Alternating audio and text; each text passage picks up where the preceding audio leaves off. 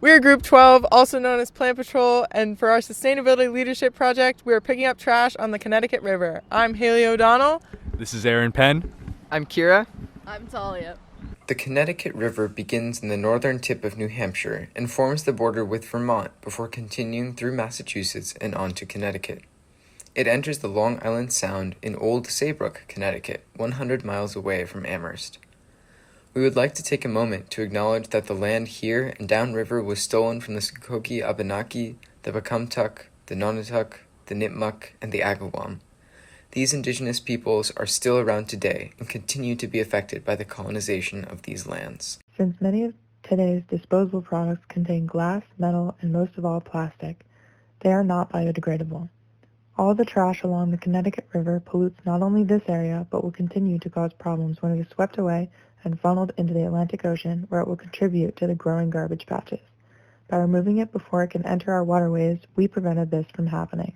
150,000 beverage containers split between fast food, beer cans, water bottles that are single-use and disposed of at the river were found in the 2019 cleanup.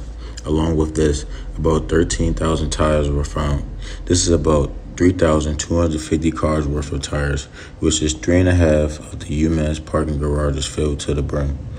The majority of the trash that we collected was either glass, beer bottles, or spray paint cans, especially under the bridges.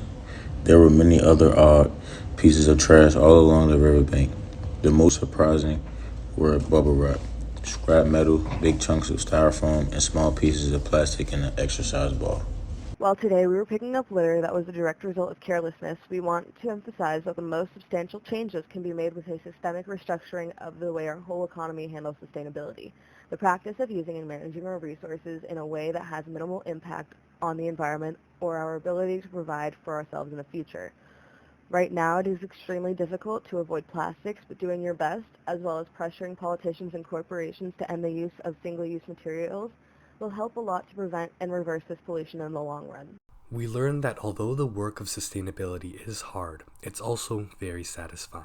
In a day, we cleared up the busiest quarter-mile stretch of the river in our area, and we were pleasantly surprised with how good that felt. But a couple of people taking action once isn't enough. It's extremely important for everyone to participate in keeping our environment clean in the name of sustainability. Only then will our impact be enough to truly make a difference for the environment and our world.